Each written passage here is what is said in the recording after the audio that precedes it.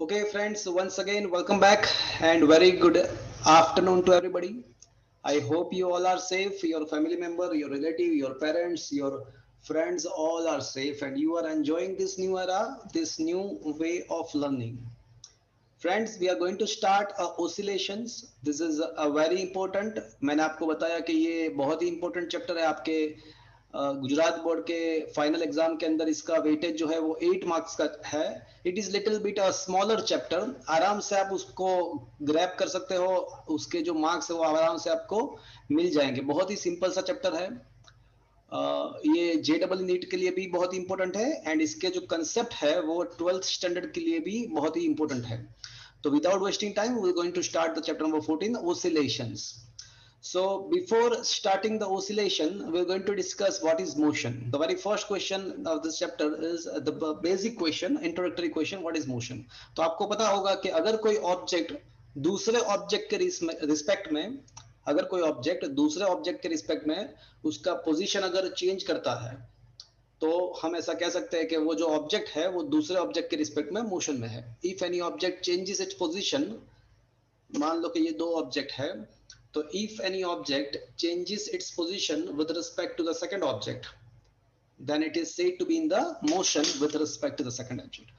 वैसे 11th standard का पूरा जो आपका 11th स्टैंडर्ड का जो भी आपका जो अप्रोच है वो मोशन के साथ लिंक्ड है from the starting from the very third chapter. तो ये फर्स्ट सेकंड थर्ड चैप्टर से लेके लास्ट तक मोशन ही हम डिस्कस कर रहे हैं. तो ये चैप्टर में हम ओसिलेटरी मोशन डिस्कस करने वाले हैं. More precisely I should say इस चैप्टर में हम सिंपल हार्मोनिक मोशन डिस्कस करने वाले हैं. फ्रेंड्स, मोशन क्या है वो आपको पता है. बहुत सारे अलग अलग टाइप के मोशंस होते हैं, जैसे motion in the straight line, projectile motion है, पीरियोडिक मोशन है, ओसिलेटरी मोशन है, सिंपल हार्मोनिक मोशन है, यूनिफॉर्म सर्कुलर मोशन है, non uniform circular motion. This are the different type of motion. इसके अलावा भी और भी कुछ टाइप के मोशंस हो सकते हैं, but this are the very basic introduction about the motion. But in this chapter we are going to discuss the oscillatory motion. तो उसके लिए सबसे पहले पीरियोडिक मोशन किसको बोलते हैं एंड ओसिलेटरी मोशन किसको बोलते हैं, हम उसको वो हम समझ लेते हैं. तो come to the question number 2, what is periodic motion. तो फ्रेंड्स, अगर कोई ऑब्जेक्ट कोई पर्टिकुलर पॉइंट के रिस्पेक्ट में उसका जो मोशन है वो रिपीट करता है. देखो क्वेश्चन ऐसा है कि what is the periodic motion and oscillatory motion. तो मैंने आपको बताया कि अगर कोई ऑब्जेक्ट कोई पर्टिकुलर पॉइंट के आसपास पर्टिकुलर टाइम इंटरवल के अंदर अगर पर्टिकुलर पाथ पे उसका मोशन अगर रिपीट करता है तो उसको पीरियोडिक मोशन कर बोलते हैं. मान लो कि आपके घर पे जो फैन है ना, वो फैन अभी आप मान लो कि वो fan is right now in the running state and you are not changing the speed of the fan. तो फैन का कोई भी एक पार्टिकल या कोई भी एक पॉइंट को कंसिडर कर लो, तो वो कोई पर्टिकुलर पाथ के अंदर उसका मोशन कोई पर्टिकुलर इंटरवल के बाद with respect to the centre of the fan वो रिपीट कर रहा है. तो this kind of repeated motion which repeats in the some particular interval of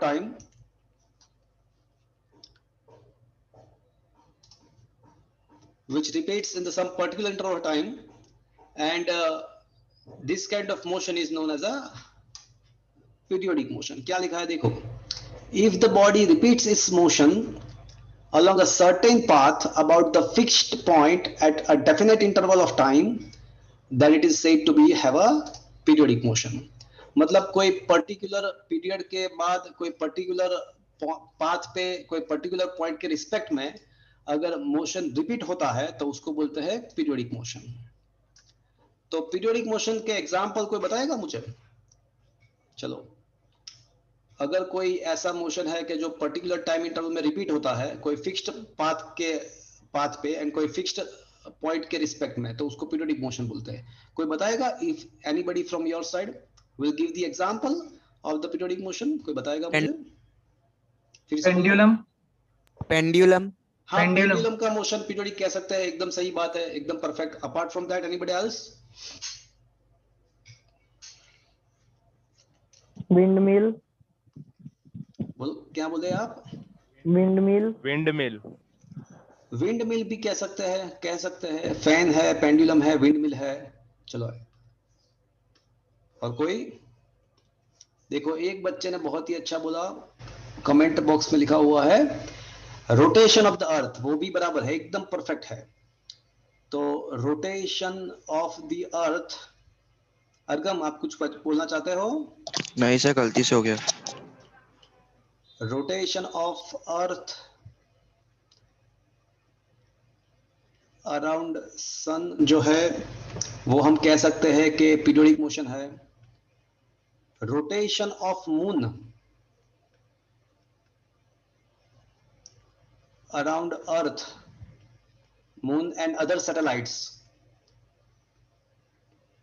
rotation of the moon and other satellite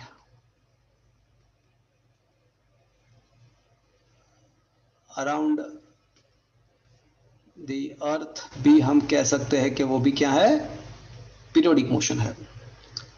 चलो, तो periodic motion क्या है वो तो आपको पता चल गया कि भाई अगर कोई पर्टिकुलर इंटरवल टाइम के अंदर कोई पर्टिकुलर पाथ पे कोई फिक्स्ड पॉइंट के अराउंड अगर मोशन रिपीट हो रहा है तो उसको हम पीरियोडिक मोशन बोल सकते हैं। फिर से एक बार डेफिनेशन समझ लेते हैं। If a body repeats it's motion along a certain path about the fixed point at a definite interval of time, then it is said to be a periodic motion. चलो, पीरियोडिक मोशन तो हमको समझ में आ गया। अब oscillatory motion क्या है? चलो, कोई बताएगा? किसी को कोई आइडिया है? कोई मुझे बताना चाहेगा ओसिलेटरी मोशन किसको बोलते हैं? ये तो जो डिस्कशन हुआ वो पीरियोडिक मोशन के लिए हो गया। अब ओसिलेटरी मोशन के लिए कोई बताएगा कि क्या होना चाहिए?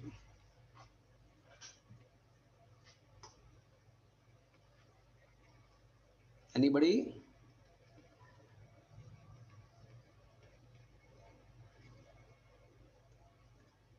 कोई बताएगा?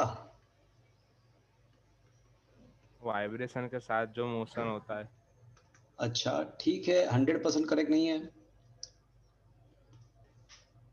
Oscillator motion is a special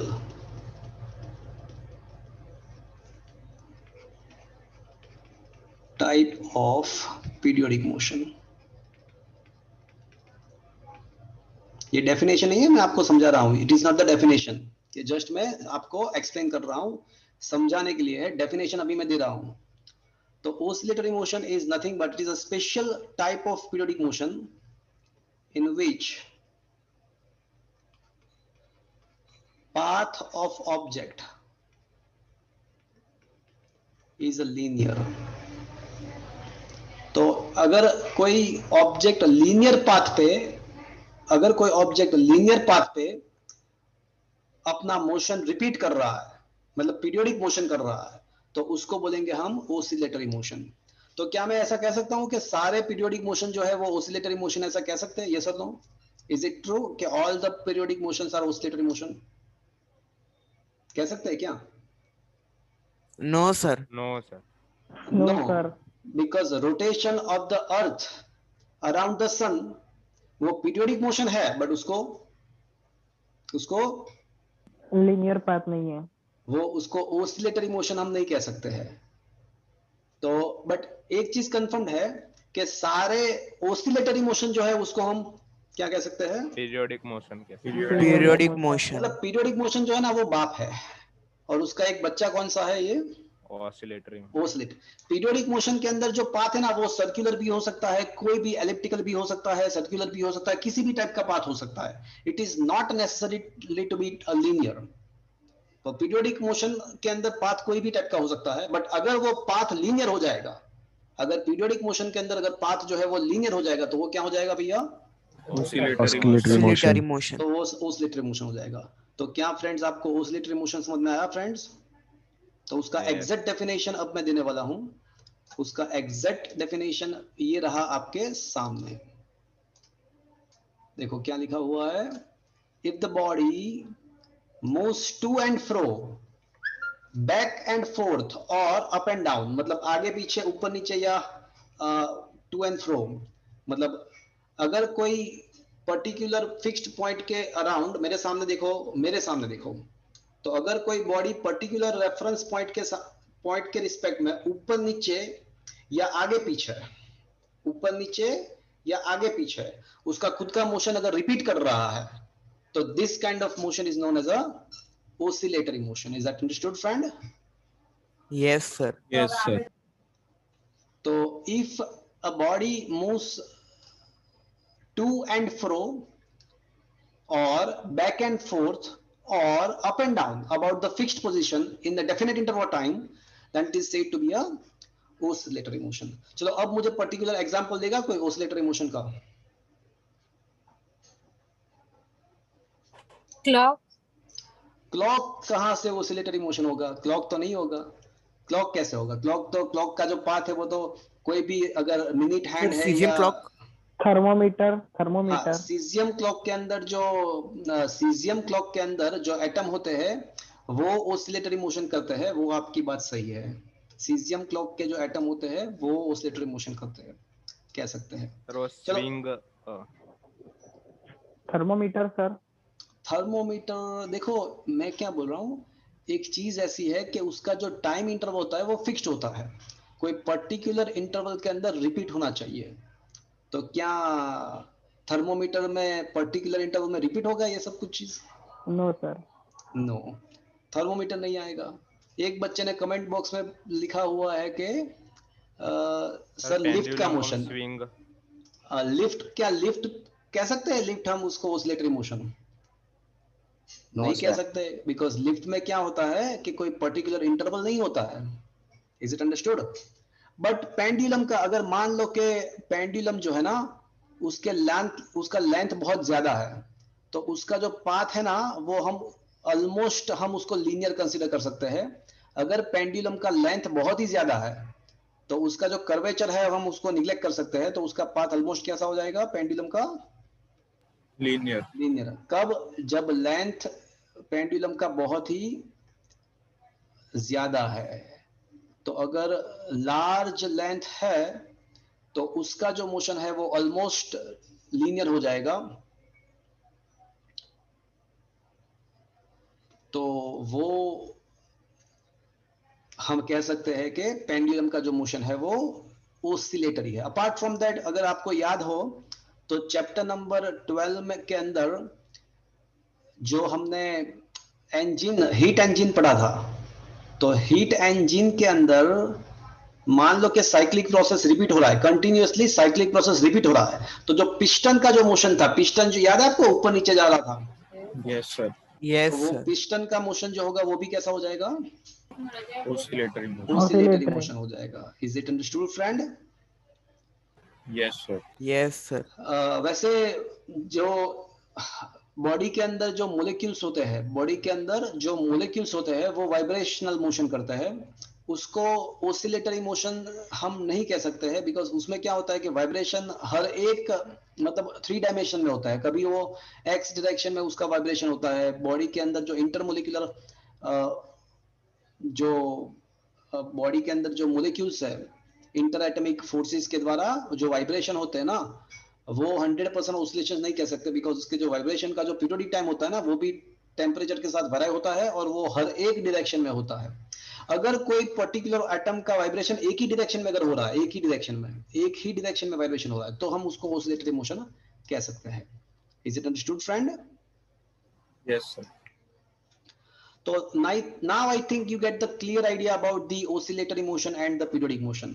क्या मैं ऐसा कह सकता हूं कि सारे periodic motion oscillatory motion है? Yes or no?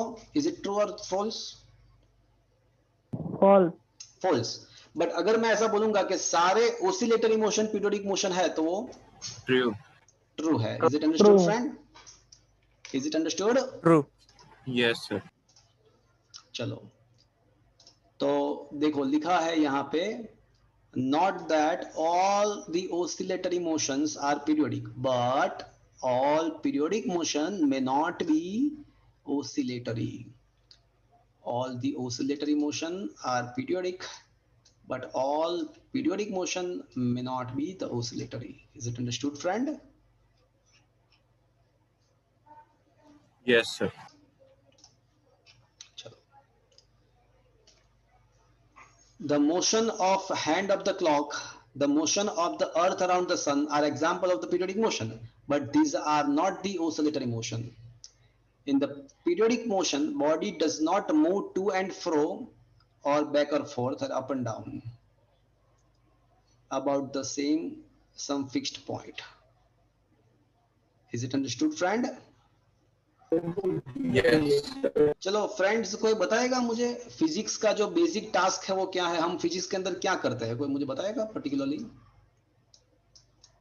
फिजिक्स में हम बेसिकली क्या करते हैं? चलो मेन हम फिजिक्स के अंदर क्या करने का ट्राई करते हैं या क्या करते हैं, कोई बताएगा मुझे? सर नेचर से लिंक करते हैं। फिर उसको Very good. मैथमेटिकली रिप्रेजेंट करते हैं। एकदम बढ़िया। कौन बोला लास्ट में? मानव। मानव ने एकदम बढ़िया बोला। उसने बताया कि भाई फिजिक्स के अंदर हम एक चीज ही करते हैं कि नेचर में जो भी phenomenon, any phenomenon occur in the nature, we just try to link that phenomenon with some mathematical equations. जैसे कोई ऑब्जेक्ट, कोई व्हीकल है, तो वो व्हीकल जा रहा है यूनिफॉर्म वेलोसिटी के साथ, तो distance travelled by the vehicle can be given by the formula d equals to vt, displacement is equals to velocity into time, अगर कांस्टेंट वेलोसिटी है तो फिजिक्स का ये काम है।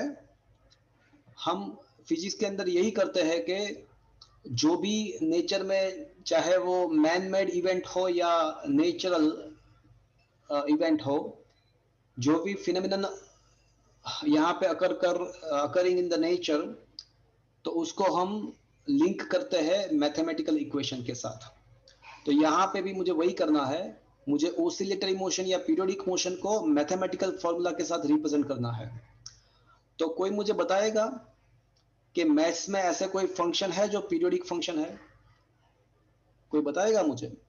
देखो मेरा टास्क ये है कि मुझे ओसिलेटरी मोशन या पीरियोडिक मोशन को मैथमेटिकली रिप्रेजेंट करना है। तो है कोई फंक्शंस मैथ्स के अंदर कि जो पीरियोडिक फंक्शन है? ऐसा कोई फंक्शन है मैथ्स के अंदर जिसको हम पीरियोडिक फंक्शन बोल सकते हैं? है कोई? माइकल बताएगा मुझे, मैथ्स में ऐसे कोई फंक्शन है कि जो पीरियोडिक है? Sine cos. Very good. कौन बोला? कौन बोला? हेट। गुड। हेट। Sine and cos functions are periodic functions. क्या मैथ्स में आप ये पढ़े हो? Yes sir. So to describe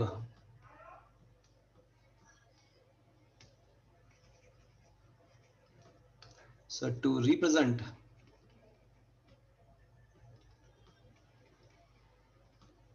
periodic or oscillatory motion,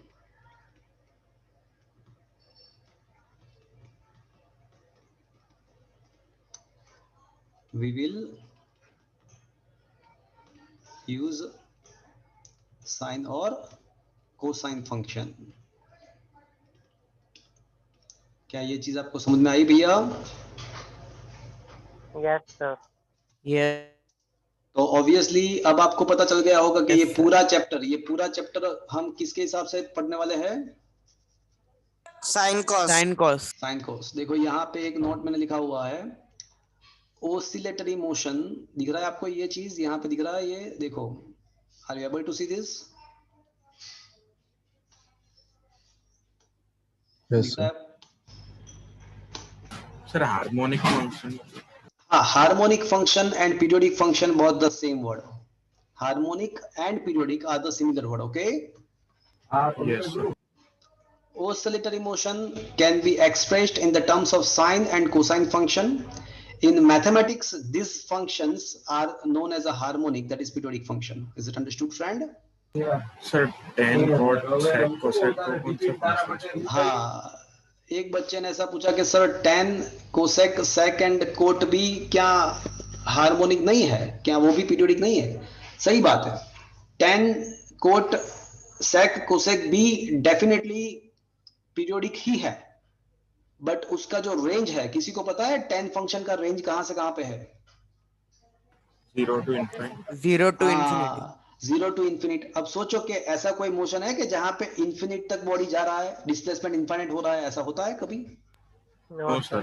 No, sir. हाँ, तो साइन एंड कोसाइन का क्या होता है कि उसका जो लिमिटेशन है, देखो बायोलॉजी वालों को सुनना है, मैथ्स वालों को बोलना है। बायोलॉजी वाले सुन लीजिए, tan कोट भी पीरियोडिक है, बट प्रॉब्लम ये है कि tan एंड कोट का जो रेंज है ना वो इनफाइनाइट तक है, बट साइन एंड कोसाइन का जो रेंज है ना वो -1 से लेके +1 तक ही है। Am I right friends, maths वाले बच्चे, am I right? Yes, sir. Yes, sir. Sine and cosine का जो रेंज है वो -1 टू +1 तक ही है। Is it okay? सही है? Yes, sir. तो अब मुझे बताओ कि तो फिर कौन सा फंक्शन हमारे लिए अच्छा रहेगा यूज करना? Sine Sin and cos. Sine cosine. Is that clear friends? Yes. Okay, तो हमने सबसे पहले पीरियोडिक मोशन क्या है वो डिस्कस किया कि भैया जो अगर कोई बॉडी कोई पर्टिकुलर इंटरवल के बाद पर्टिकुलर पाथ पे पर्टिकुलर पॉइंट के अराउंड अगर मोशन रिपीट कर रहा है तो उसको पीरियोडिक बोलेंगे। अगर पीरियोडिक मोशन लीनियर पाथ पे हो रहा है, मतलब टू एंड फ्रो या फिर अप एंड डाउन हो रहा है या फिर बैक एंड फोर्थ हो रहा है, पर्टिकुलर इंटरवल के बाद रिपीट हो रहा है इस टाइप का मोशन, तो उसको हम बोलेंगे ऑसिलेटरी मोशन। अब ऑसिलेटरी मोशन का भी एक स्पेशल टाइप है and that is called the simple harmonic motion. और ये जो हमारा इस चैप्टर का जो मेन टास्क है वो यही है, सिंपल हार्मोनिक मोशन ही तो है। तो फ्रेंड्स, जो बाप है सबसे बड़ा ग्रैंडफादर, वो ग्रैंडफादर कौन सा है? पीरियोडिक मोशन है। ग्रैंडफादर का बच्चा मतलब फादर, फादर कौन है? Oscillatory motion. और ओसिलेटरी का मोशन का भी एक बच्चा है और उसका नाम क्या है? Simple harmonic simple motion. Harmonic motion. तो अगर कोई बॉडी ओसिलेशंस कर रहा है, बट इफ एनी बॉडी, देखो ये क्वेश्चन ये है कि what is a simple harmonic motion, define it's periodic time, frequency, angular frequency, displacement and amplitude. तो ये चैप्टर का जो मेन टास्क है वो अभी स्टार्ट हो रहा है फ्रेंड्स। सिंपल हार्मोनिक मोशन किसको बोलते हैं? तो if any body repeats its motion in the linear path under the influence of the force which is directly proportional to the displacement but in the opposite to the displacement। जैसे मान लो कि ये spring है, अभी ये object कोई है वो यहाँ पे हैंगिंग स्टेट में है, इक्विलिब्रियम में है, मतलब स्टेशनरी है, बट अगर मैं इसको नीचे की तरफ खींचूंगा तो फोर्स कौन सी तरफ लगेगा? डिस्प्लेसमेंट अगर नीचे की तरफ करूंगा, ये उसका इक्विलिब्रियम स्टेट है, तो अगर डिस्प्लेसमेंट में नीचे की तरफ करूंगा, नीचे की साइड, तो फोर्स कौन सी तरफ लगेगा? ऊपर की साइड। ऊपर की तरफ। एंड डिस्प्लेसमेंट में अगर ऊपर की तरफ करूंगा तो फोर्स कौन सी तरफ लगेगा? नीचे की तरफ। मतलब दोनों केस में फोर्स जो लग रहा है, क्या मैं ऐसा कह सकता हूं कि दोनों केस में अगर जो फोर्स लग रहा है वो टुवर्ड्स द इक्विलिब्रियम पॉइंट, ऐसा कह सकता हूं? Towards the equilibrium point. Yes, sir. अगर मैं इक्विलिब्रियम पॉइंट से नीचे की तरफ Yes, खींचूंगा तो ऊपर जाने का ट्राई करेगा, अगर मैं उसको कंप्रेस करूंगा तो वापस से नीचे आने का ट्राई करेगा। मतलब in both the cases the force, restoring force produced, no doubt it is, we had learnt in the example of spring that the restoring force is directly proportional to displacement। आप जितना object को ज्यादा displacement करोगे वो उसका restoring force ज्यादा रहेगा। But can I say here the restoring force is in the opposite direction of the displacement? Is it Yes, okay? sir. But ये opposite direction of the displacement का मतलब can I say it is towards the reference point, towards the equilibrium point, कह सकते हैं हम? Yes, sir. तो if any body repeats its motion in the linear path under the influence of the force which is directly proportional to the displacement and which is also acting towards the equilibrium point, then this kind of oscillatory motion is known as a Simple harmonic. simple harmonic motion। तो simple harmonic motion अगर होने के, simple harmonic motion is a special kind of oscillation, is a special kind of oscillation which must be follow two condition. एक तो जो force होगा वो क्या होना चाहिए, it should be proportional to displacement. displacement, number one, and number two, force must be acting towards the, Equilibrium point. yeah, must acting towards equilibrium point. तो अगर ये दोनों कंडीशन सेटिस्फाई हो रही है तो हम कह सकते हैं कि ये जो मोशन है वो कौन सा हो जाएगा, Simple harmonic motion. Simple harmonic oscillations या सिंपल हार्मोनिक मोशन। एंड जो ऑब्जेक्ट ये सिंपल हार्मोनिक मोशन करता है उसको बोलेंगे simple harmonic oscillator. Is that clear? जो ये Yes, काम sir. करेगा Yes. उसको बोलेंगे SHO, सिंपल हार्मोनिक ऑसिलेटर। तो सारे ऑसिलेशंस जो है ना, सारे ऑसिलेशंस वो सिंपल हार्मोनिक ऑसिलेशंस नहीं है, बिकॉज सिंपल हार्मोनिक ऑसिलेशंस होने के लिए कौन सा कंडीशन सेटिस्फाई होना चाहिए, Force displacement के proportional होना हाँ, चाहिए। Force must be proportional to the displacement and it should be acting towards the equilibrium point. अगर ये दोनों कंडीशन सेटिस्फाई होती है, मतलब ये दोनों का मतलब क्या हुआ, F proportional to X and towards the equilibrium point का मतलब opposite to the displacement.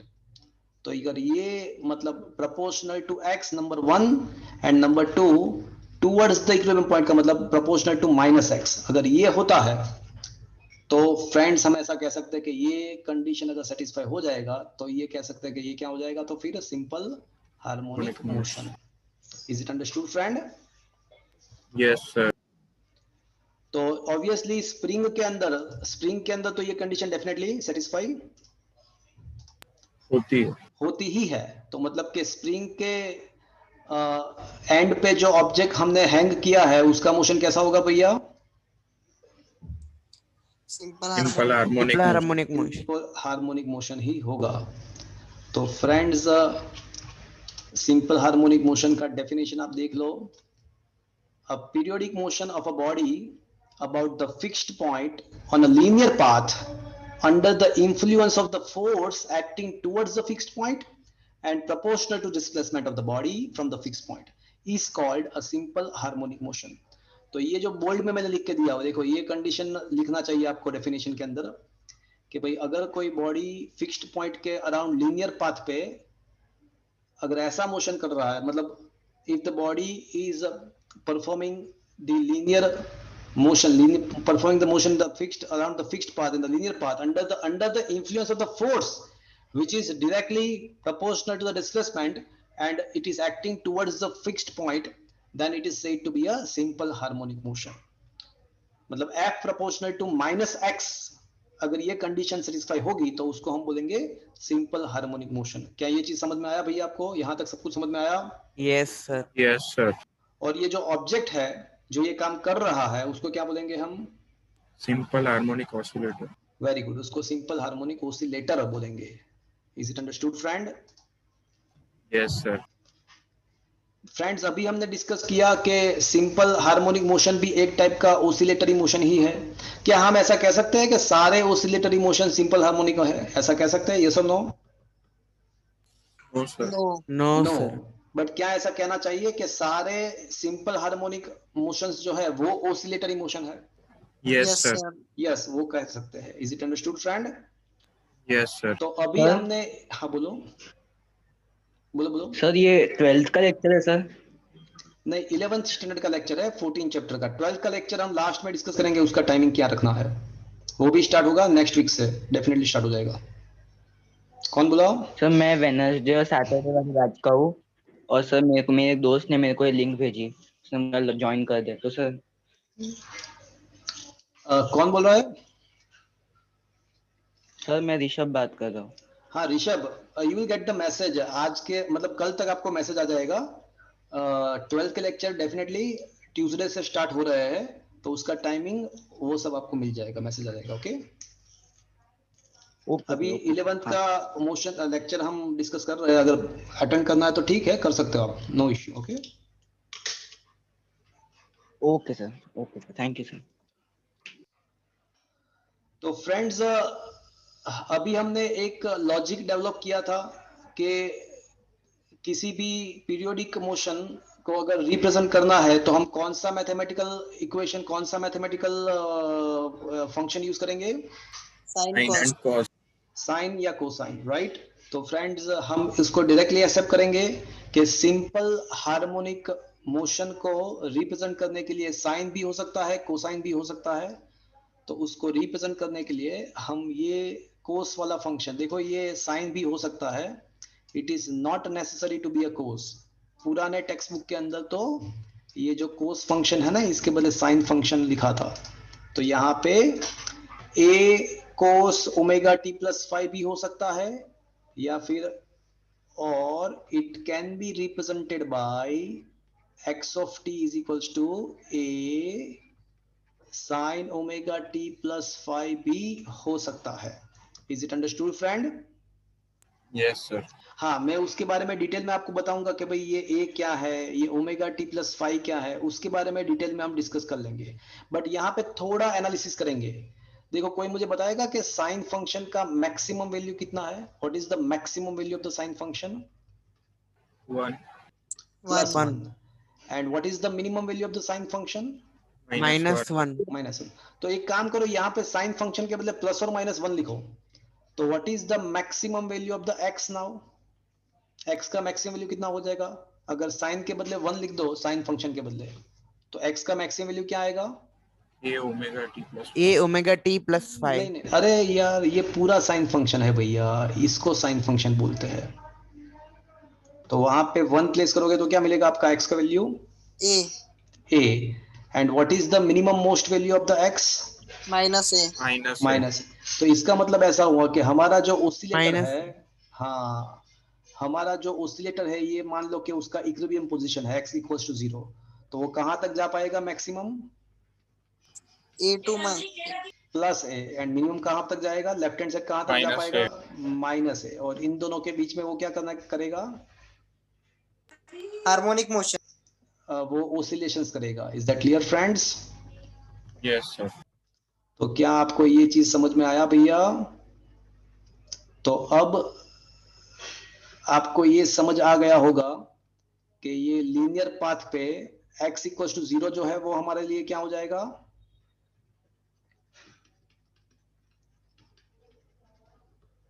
That will be the equilibrium position. Is that clear? Yes, sir. तो साइन फंक्शन का जो रेंज है वो प्लस और माइनस वन है साइन फंक्शन का। तो इसी के वजह से हमारा जो ओसिलेटर है उसका डिस्प्लेसमेंट कहां से कहां पे वेराई होगा? तो बोले प्लस ए से माइनस एक तक के बीच में वेराई होगा। Is that it is understood friend? Yes, sir. तो अब कुछ टर्म्स हम डिस्कस करने वाले हैं। देखो क्या हम डिस्कस कर रहे हैं, तो सिंपल हार्मोनिक मोशन किसको बोलते हैं, तो वो हमको पता चल गया कि भाई if the periodic motion of the body about the fixed point on the linear path under the influence of the force acting towards the fixed point and proportional to the displacement of the body from the fixed point, it is called the simple harmonic motion। मतलब x proportional to minus x होना चाहिए। हमने ये भी discuss कर लिया कि simple harmonic motion को रिप्रेजेंट करने के लिए साइन या कोसाइन फंक्शन का यूज करेंगे। और हमको ये भी पता चल गया कि भाई ये इक्वेशन के द्वारा हमको ये भी पता चल गया कि भाई उसके इक्विलिब्रियम पोजीशन के आसपास कहां तक जा पाएगा वो? आइदर प्लस ए और माइनस ए तक जा पाएगा। Is that clear friends? Yes, sir. अब कुछ डेफिनेशंस इसके रिस्पेक्ट में हमको डिस्कस करना है। पीरियोडिक टाइम, तो ये सारे जो डेफिनेशन है ना वो आपने 9th स्टैंडर्ड में आप पढ़ चुके हो। नाम पता से ही पता चल जाएगा पीरियोडिक टाइम किसको बोलना चाहिए भैया? 1 by t. नहीं, पीरियोडिक टाइम क्या होता है?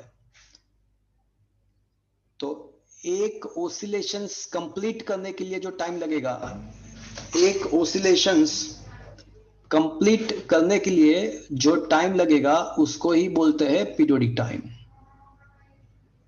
तो मान लो कि ये उसका इक्विलिब्रियम पोजीशन है,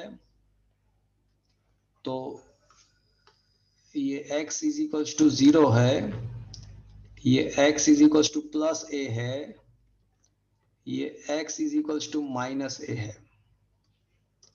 तो अगर बॉडी यहां से स्टार्ट करेगा, पहले ऊपर जाएगा, फिर नीचे आएगा, वापस से नीचे आएगा और वापस से ऊपर जाएगा, तो ये पूरा यहाँ पे अब वापस आया। तो ये कंप्लीट करने के लिए जो टाइम लगेगा उसको पीरियोडिक टाइम बोलेंगे। तो कोई मुझे बताएगा, चलो मैं एक यहाँ पे एक सिंपल सा क्वेश्चन पूछ रहा हूँ, what is the displacement in the interval of periodic time? अगर पीरियोडिक टाइम कंप्लीट होगा तो what should be the displacement? 0. 0. Very good, 0। But what should be the distance travelled? है कोई माइका लाल? 4A 4a। कौन बोला? धैर्य। Very good.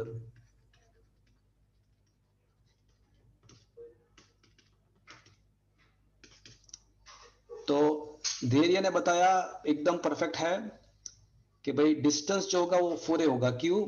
बोले पहले a ऊपर जाएगा, फिर a नीचे आएगा, फिर वापस से a नीचे आएगा, फिर वापस से a ऊपर, तो a। Is it understood friend?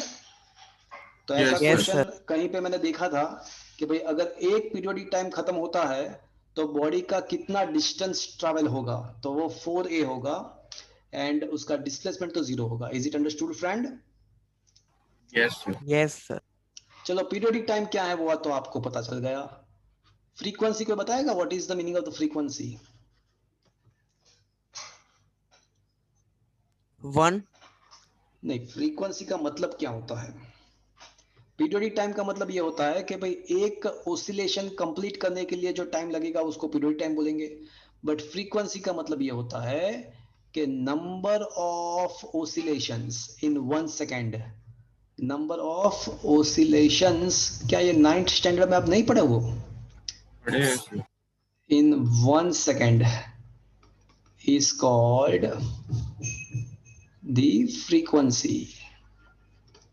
उसको कभी कभी म्यू से भी रिप्रेजेंट कर सकते हैं और उसको एफ से भी रिप्रेजेंट करते हैं। चलो टेक्स्ट बुक में सब जगह पे ये म्यू वाला सिंबल यूज किया है, बट वो म्यू जो है ना वो वेलोसिटी के साथ थोड़ा मिसगाइड होता है, तो हम भले ही टेक्स्ट बुक में वी वाला सिंबल यूज किया है, हम क्या करेंगे फ्रीक्वेंसी के लिए कौन सा सिंबल यूज F करेंगे? वाला। एफ यूज करेंगे, चलेगा ना? Yes, Yes, sir. तो ये जो v है ना वो वेलोसिटी के साथ, स्पीड के साथ मिसगाइड करेगा आपको, हमको मैशअप करेगा, तो हम उसको f से रिप्रेजेंट करेंगे। चलो कोई मुझे बताएगा, पीरियोडिक टाइम अगर पास हो रहा है तो उसके अंदर कितना number of motions complete, number of oscillations complete हो गए? पीरियोडिक टाइम के अंदर कितने नंबर ऑफ ऑसिलेशंस कंप्लीट हो गए? 1 1। तो पीरियोडिक टाइम का मतलब ही ये है कि भाई 1 कंप्लीट ऑसिलेशंस के लिए जो टाइम रिक्वायर्ड है उसको पीरियोडिक टाइम बोलते हैं। तो पीरियोडिक टाइम के अंदर 1 ऑसिलेशन होगा, तो 1 सेकंड के अंदर कितने ऑसिलेशंस हो गए? तो in 1 second how many number of oscillations are possible? By 1/2. 1/t होगा। तो एंड उसी को तो अकॉर्डिंग टू डेफिनेशन उसी को तो क्या बोलते हैं? Frequency. तो now you get the idea about this formula f is equals to 1/t। आप बार बार लिखते हो बट अभी पता चला वो क्यों आया, कहां से आया? Yes, Yes, sir. Is it understood friend? sir. तो फ्रीक्वेंसी आपको पता चल गया, पीरियोडिक टाइम पता। अब एंगुलर, ये नया क्वांटिटी, ये एंगुलर फ्रीक्वेंसी नया है, तो अगर फ्रीक्वेंसी को 2 पाई से मल्टीप्लाई करेंगे ना तो उसको बोलेंगे angular frequency. Is it understood friend? The 2 pi times of the frequency is called the angular frequency. Is it understood friend? Yes, sir. चलो कोई मुझे बताएगा what is the unit of the frequency? Frequency का unit क्या है? Second inverse. Second inverse, or on the name of the great scientist Hertz, it is also taken as a Hz. Is that clear? Yes, sir. Yes, sir. But कोई बताएगा what should be the unit of the angular frequency? ये 2 पाई जो होता है वो radian में होता है, 2 पाई एंगल है रेडियन, तो रेडियन रेडियन पर सेकंड। पर second. Is it understood friend? Yes, sir. Yes, sir. तो एंगुलर फ्रीक्वेंसी का डेफिनेशन आप समझ पाए फ्रेंड्स? अगर फ्रीक्वेंसी को 2 पाई से मल्टीप्लाई करेंगे तो that is comes out to be a angular frequency. Is it understood friend? Yes, sir. Yes. चलो एक डेफिनेशन और है, डिस्प्लेसमेंट। तो डिस्प्लेसमेंट किसको बोलते हैं? तो फ्रेंड्स मान लो कि ये हमारा इक्विलिब्रियम पोजीशन है, x इज इक्वल टू 0 है, और हमारा जो ऑब्जेक्ट है ना वो आपको पता है कि मैक्सिमम कहाँ तक जा पाएगा, -x ए प्लस है, यानी नीचे का कहाँ तक जा पाएगा मैक्सिमम, माइनस है, राइट। माइनस तो मान लो कि अभी हमारा ऑसिलेटर यहाँ पे कहीं पे है, तो ये जो है उसी को क्या बोलेंगे, उसका डिस्प्लेसमेंट। तो distance of the oscillator from the equilibrium position, equilibrium position से ऑसिलेटर का जो भी डिस्टेंस है उसी को हम क्या बोलेंगे, उसका डिस्प्लेसमेंट। Displacement amplitude. नहीं नहीं नहीं, डिस्प्लेसमेंट बोलेंगे उसको। Is it understood friend? Yes sir. तो इक्विलिब्रियम पोजीशन से ऑब्जेक्ट का, ऑसिलेटर का जो भी डिस्टेंस है उसको ही बोलेंगे उसका डिस्प्लेसमेंट। एंड एम्पलीट्यूड किसको बोलेंगे, तो मैक्सिमम डिस्प्लेसमेंट इधर side, maximum displacement on the either side of the equilibrium position is called its amplitude। तो ऑब्वियसली यहाँ पे एम्पलीट्यूड क्या होगा, कोई बताएगा मुझे? ए। तो ए होगा। Is that clear friends? The maximum displacement eight either side of the equilibrium position, equilibrium position के कोई भी ऊपर या नीचे जो भी मैक्सिमम डिस्प्लेसमेंट है उसी को क्या बोलेंगे भैया, एम्पलीट्यूड बोलेंगे। तो क्या फ्रेंड्स ये डिस्प्लेसमेंट एंड एम्पलीट्यूड सब कुछ समझ में आया आपको?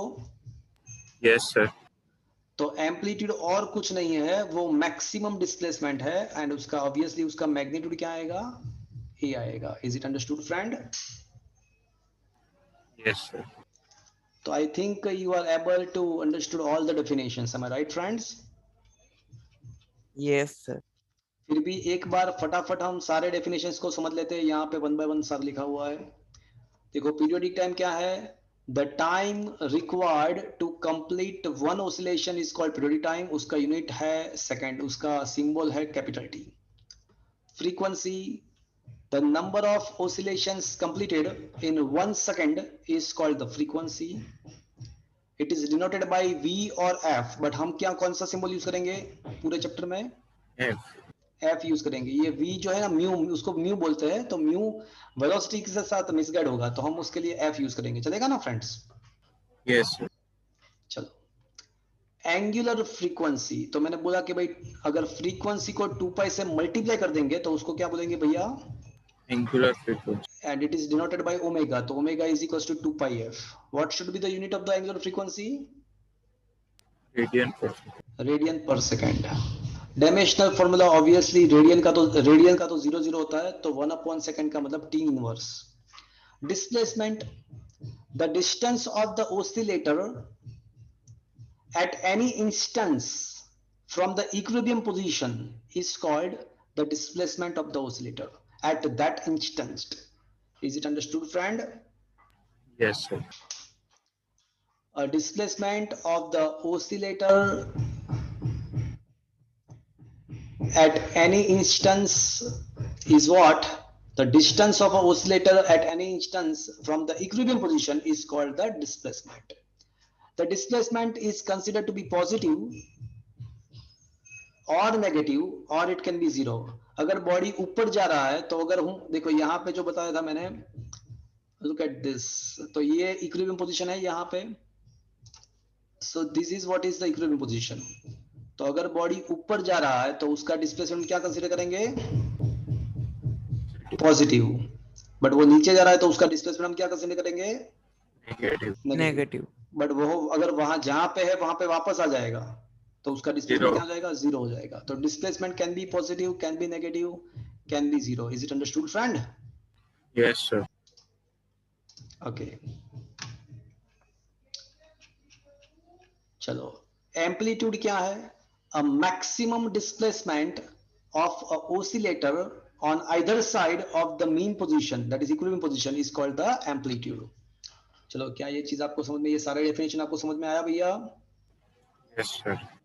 Is it understood friends? यहाँ तक सब कुछ बराबर है? Yes sir. तो ये 3 क्वेश्चन हमने यहाँ पे डिस्कस किया। एक भी क्वेश्चन आपको प्रिपेयर नहीं करना है, आपको उसको जस्ट अंडरस्टैंडिंग डेवलप करना है। तो मुझे बताओ, बाप का बाप कौन था? Periodic time. कौन था? Periodic time. Periodic motion. Periodic motion भैया, पीरियोडिक टाइम तो अलग चीज है। चलो, अब पीरियोडिक मोशन का बच्चा कौन सा था? Oscillatory motion. ऑसिलेटरी और ओसिलेटरी मोशन का बच्चा कौन सा है? Harmonic. Simple. Harmonic simple harmonic motion. Is that clear friends? Yes, sir. चलो, fourth question. Write the formula of a displacement for the simple harmonic motion and also draw the graph of a displacement versus time. तो अभी हमने ये चीज already discuss कर लिया है कि सिंपल हार्मोनिक मोशन को रिप्रेजेंट करने के लिए हम कौन सा फंक्शन यूज करेंगे? Sine and cos. साइन या कोसाइन। तो क्वेश्चन ऐसा है कि what should be the formula of the displacement in the case of simple harmonic motion? तो displacement at any instant t of the simple harmonic motion can be given by formula a sine omega t plus phi, or it can be given by a cos omega T plus five. ये दोनों valid है, but as per your text book हम इसको consider करेंगे। दोनों वैसे valid है। Is that clear friends? Yes, sir. चलो, उसका थोड़ा डिटेलिंग करते हैं। वेर एक्स ऑफ टी क्या है? तो बोले it is a displacement of oscillator. ये एक्स ऑफ टी जो है ना, वो displacement of oscillator eight T time पे वो आपको डिस्प्लेसमेंट देगा। चलो, ये क्या है? तो वो हमको पता है। बोलो क्या है ये? It is the maximum displacement and that is what is the Amplitude. Amplitude. अब नया चीज ये है कि ओमेगा टी प्लस फाइव, ये जो एंगल है साइन या कोसाइन फंक्शन का, जो एंगल होता है ना, उसको बोलेंगे, क्या बोलेंगे भैया? First time you are dealing with this, तो फेज एट टी टाइम। तो ये जो ओमेगा टी प्लस फाइव है उसको क्या बोलते हैं भैया? Phase at t time. Phase बोलते हैं। और ओमेगा टी प्लस फाइव में टी को जीरो कर दो तो क्या बचेगा? Shift right.